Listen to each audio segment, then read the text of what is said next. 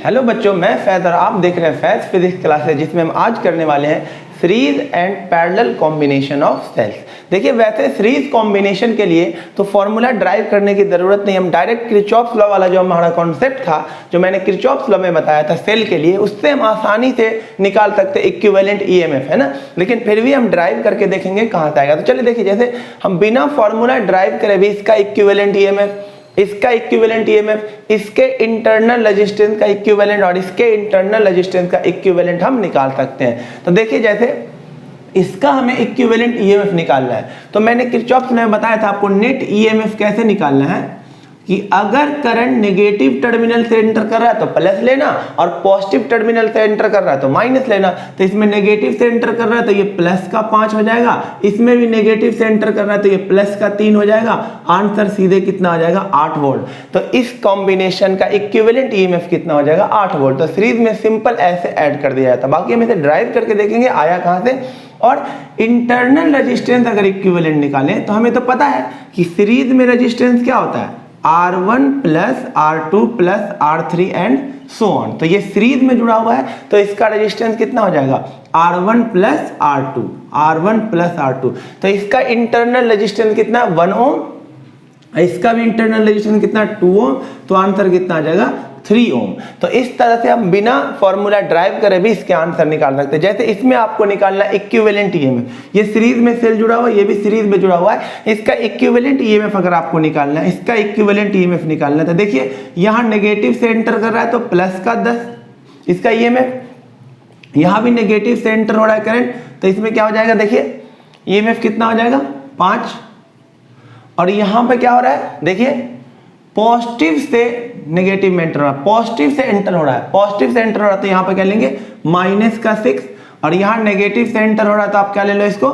Plus का 8। तो आप यहाँ से डायरेक्ट नेट ईएमएफ निकाल सकते हैं। कितना? 15 और 8, 15 और ये 9 और 17 वोल्ट आ जाएगा ईएमएफ। और आर इक्विवेलेंट अगर निकालना चाहे तो सीरीज में सिंपल क्या हो जाएगा? ऐड इसका इंटरनल रेजिस्टेंस कितना? 1 ओम, इसका भी 1 ओम, इसका 0.5 ओम और इसका 1.5 ओम इंटरनल रेजिस्टेंस है। कितना हो जाएगा?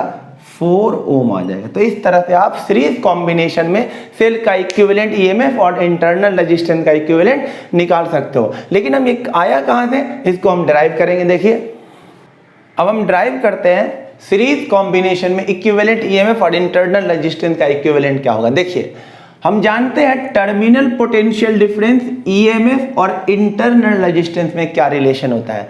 तो टर्मिनल पोटेंशियल डिफरेंस V किसके इक्वल होता है? E minus IR। ये रिलेशन होता है किसके बीच में? Terminal potential difference V, EMF of cell E, internal resistance R के बीच का relation V is equal to E minus IR। इसी के कॉन्सेप्ट पे बेटा हम इसे डिराइव करेंगे। देखिए तो अगर हम बात कर लें, रिलेशन लिख देता हूं, V is equal to E minus IR relation. तो देखिए ध्यान से, फॉर E1 के लिए यहां से बताइए रिलेशन क्या आ जाएगा? Potential difference across AB, terminal potential difference across AB किसके इक्वल हो जाएगा? E1 माइनस सीरीज में करंट क्या होगा? सेम। सीरीज में करंट क्या होगा? सेम। तो I इंटू में R1 इस फॉर्मूले के अकॉर्डिंग यहां से ये आ गया।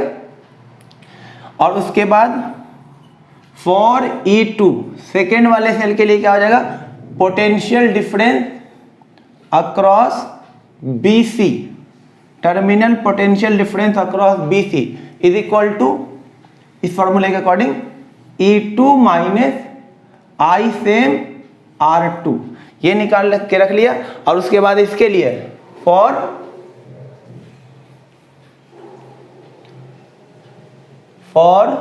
सीरीज E सीरीज, इस सेल के लिए रिलेशन क्या हो जाएगा? पोटेंशियल डिफरेंस कितना है?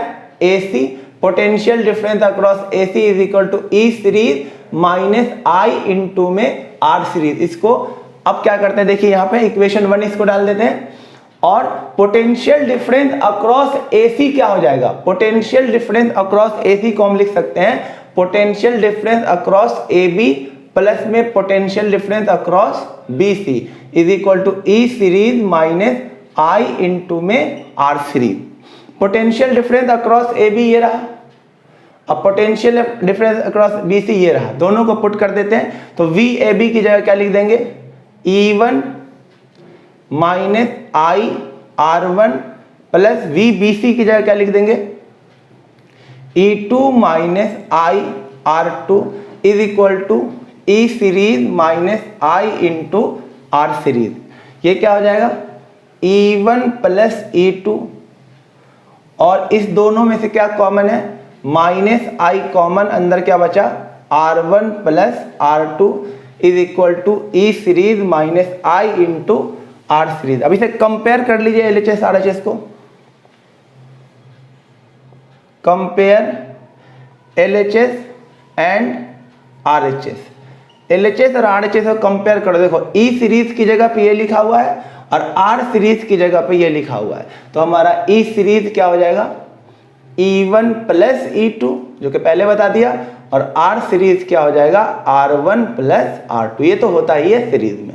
तो ये था सीरीज कॉम्बिनेशन ऑफ सेल।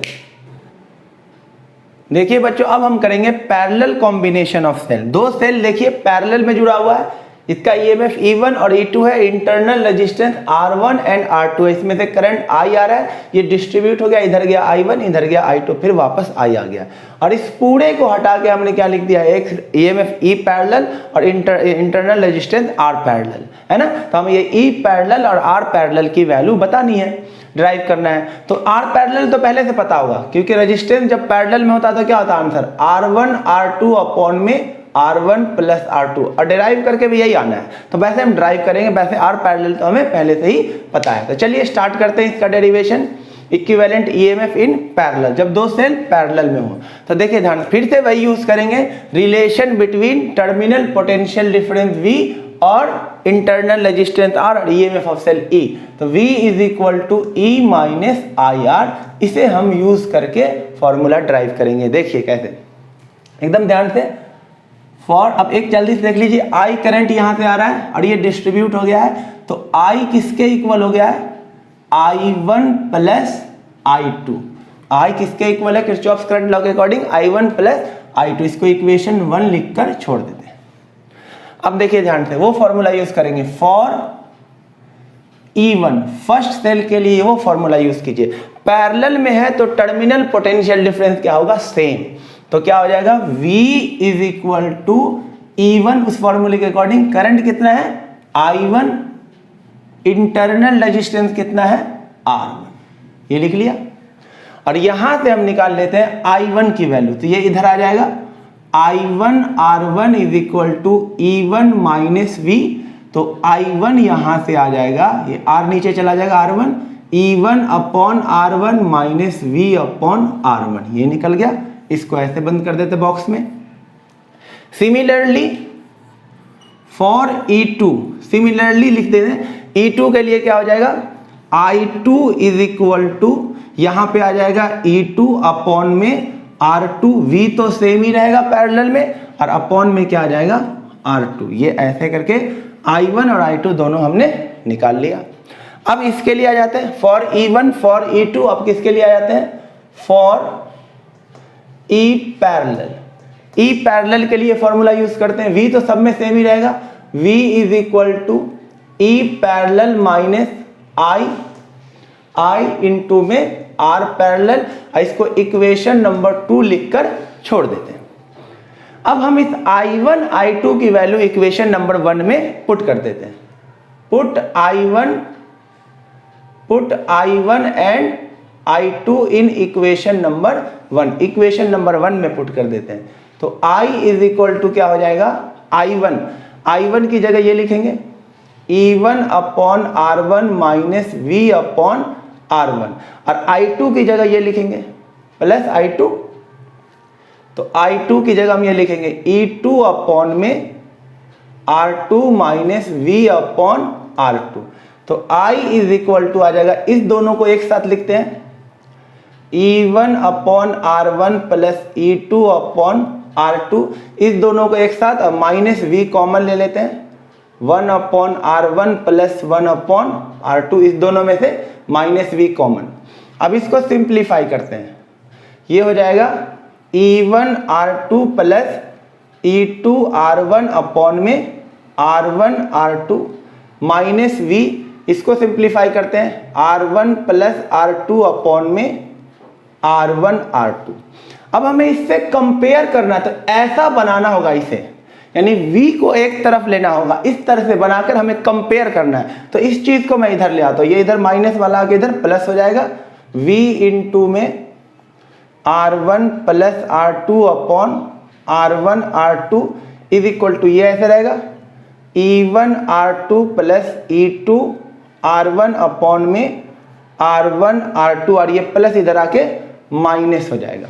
अब देखिए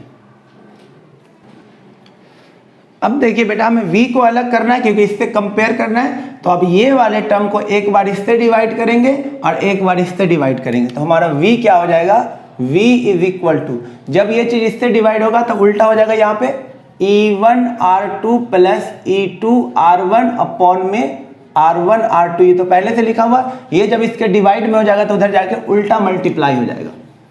तो ये इनटू में क्या हो जाएगा, जब ये डिवाइड होगा तो R1R2 अपॉन में R1 प्लस R2 हो जाएगा।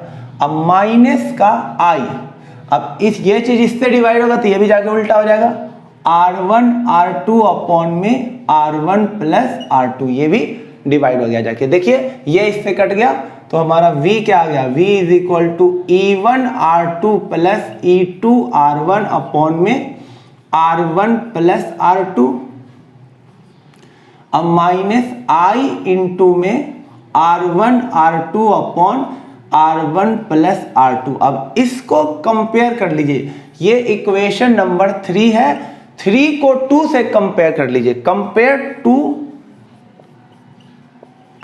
3 एंड 2, 3 और 2 को जब आप कंपेयर करेंगे तो गौर से देखें, E पैरेलल की जगह पे ये लिखा हुआ है, तो E पैरेलल क्या हो जाएगा हमारा, E1R2 प्लस E2R1 अपॉन में R1 प्लस R2, ये E पैरेलल आ गया 2 सेल के लिए, और R पैरेलल की जगह पे ये लिखा, जो मैंने पहले ही बता दिया था, तो R पैरेलल क्या हो जाएगा, R1R2 अपॉन में R1 प्लस R2, जो कि होता है पैरेलल कॉम्बिनेशन में रेजिस्टेंस का इक्विवेलेंट। तो ये था पैरेलल कॉम्बिनेशन ऑफ 2 सेल।